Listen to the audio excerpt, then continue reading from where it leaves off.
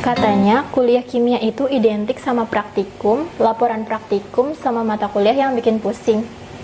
Halo Chem People, balik lagi bersama Chem Talk, Kimia Berbicara. Perkenalkan, aku Indri Novitasari dari Kimia Angkatan 2024 yang bakal nemenin episode Chem Talk hari ini. Ini merupakan obrolan lanjutan kita dari episode sebelumnya yang ada di channel YouTube FMIPA Unpak. Sekarang kita udah sama Kak Fadia nih sebagai narasumber kita yang sebelumnya udah berbagi perjalanan yang luar biasa hingga menjadi lulusan terbaik. Oke, Kak Fadia boleh sapa dulu nih Chem People di rumah. Halo, nama aku Fadia, aku alumni Kimia Universitas Pakuan Angkatan 2022. Oke, di part kali ini kita bakal ngobrol lebih intens lagi tentang kegiatan Kak Fadia selama kuliah di kimia. Mulai dari mata kuliahnya, cara Kak Fadia belajar, sampai momen tersulit selama kuliah di kimia. Oke, yang pertama kalau ngomongin kuliah kimia tuh pasti tiap orang punya pengalaman yang beda-beda dong Kak. Menurut Kak Fadia, selama kuliah di kimia tuh mata kuliah apa sih yang paling menantang? Terus kenapa nih kok bisa jadi paling menantang? Kalau mata kuliah yang paling menantang bagi aku itu biokimia, karena materinya cukup kompleks dan luas ya cakupannya. Jadi itu cukup susah sih untuk belajarnya dulu menurut aku. Terus gimana nih akhirnya Kak Fadia bisa memahami matkul yang susah itu? Kalau aku cara mengatasinya tuh belajarnya itu terbiasa membuat kayak semacam mind map kali ya. Jadi belajarnya itu terfokus dan terarah dari belajar yang materi satu dulu, terus kemudian lanjut lagi. Itu memudahkan aku buat menghafal sih. Terus aku juga terbiasa menulis manual biasa gitu. Itu sangat memudahkan untuk menghafal. Kalau tadi matkul yang paling susah, berarti ada dong matkul yang paling gampang menurut Kak Fadia, ada gak tuh? Kalau matkul yang paling gampang, yang paling aku suka juga itu kimia pangan. Karena relate banget ya sama kehidupan sehari-hari. Dan juga materinya jadi lebih gampang dipahamin gitu.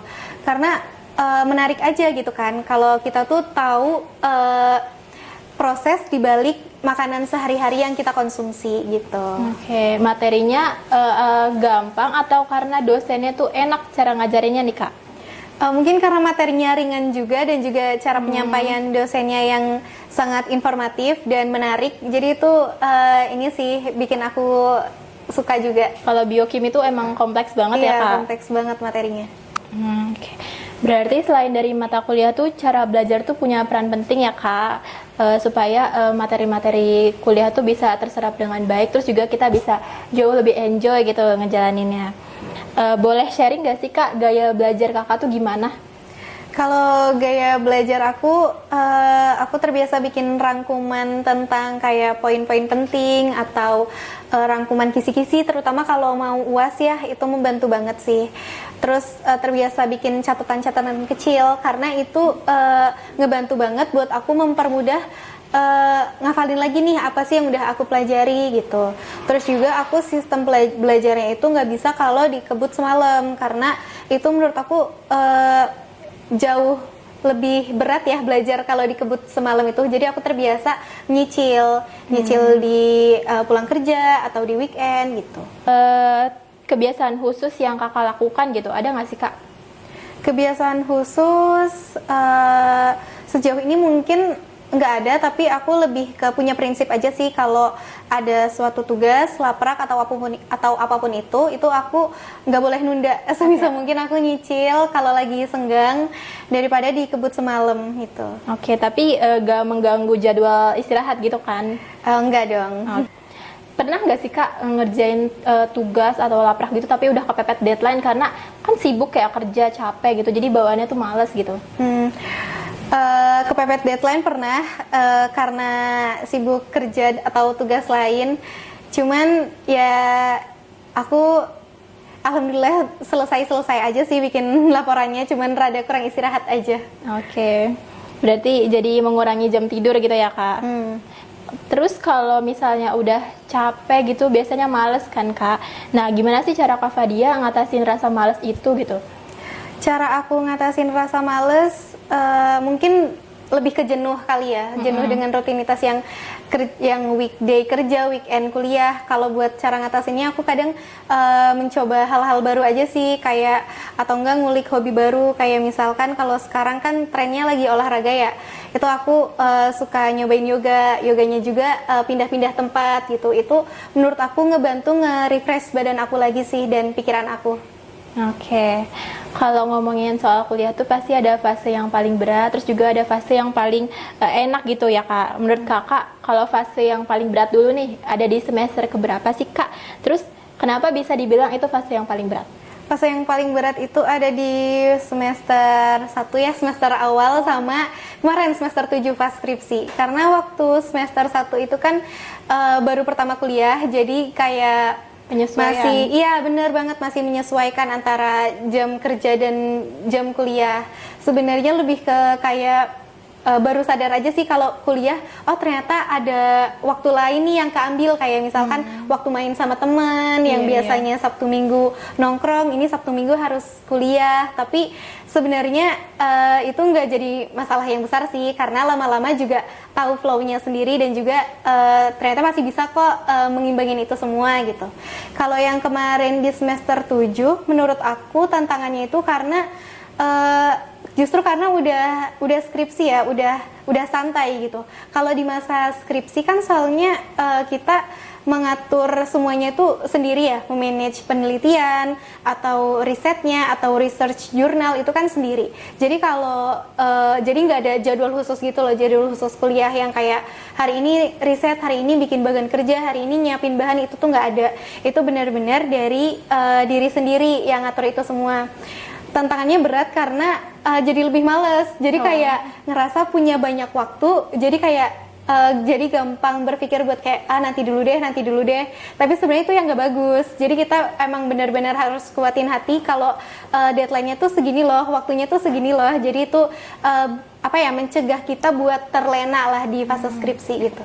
Oke, kalau misalnya tips atau cara buat ngelewatin fase jenuh tuh gimana sih Kak gitu?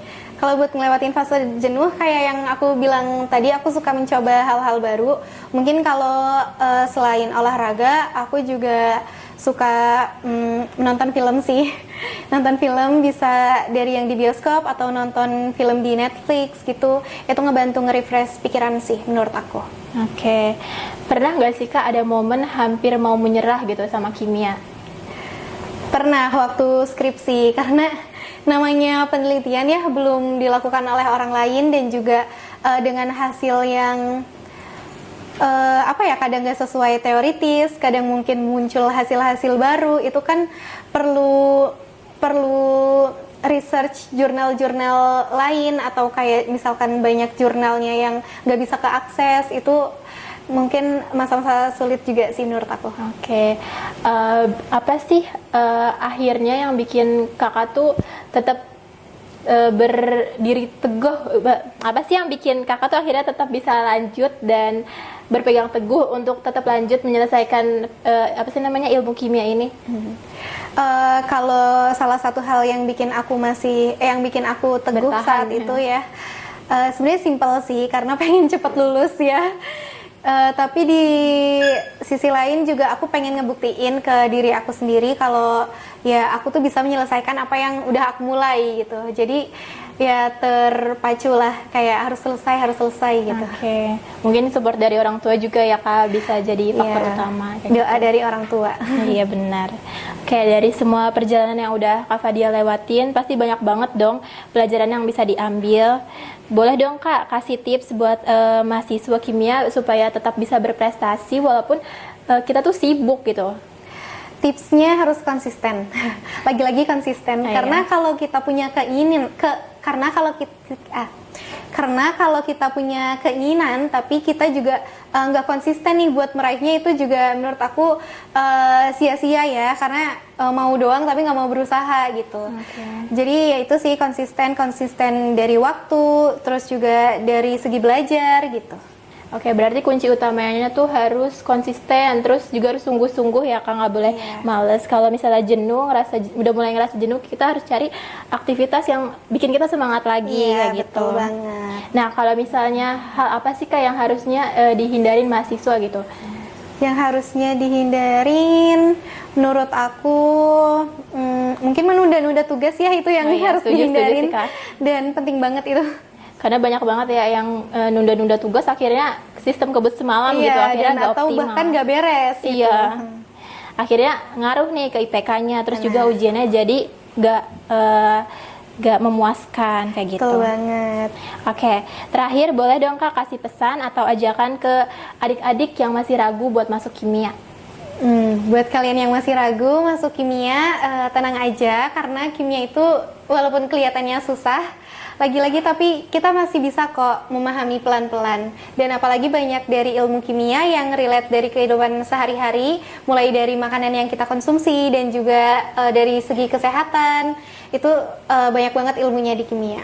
Oke, wah seru banget ya teman-teman obrolan kita hari ini. Benar-benar banyak banget informasi yang kita dapat. Terus juga bisa jadi inspirasi nih buat Champ People semua di tengah sibuknya bekerja tapi masih bisa dapat IPK tinggi dengan konsisten yang sungguh-sungguh. Benar nggak Kak? Benar banget. Oke, terima kasih banyak Kak Fadia buat sharing hari ini yang sangat inspiratif sekali. Champ People, dari obrolan hari ini kita bisa melihat bahwa kuliah di kimia itu memang menantang, tapi bisa tetap dijalanin dengan strategi yang tepat dan konsistensi yang sungguh-sungguh kayak gitu.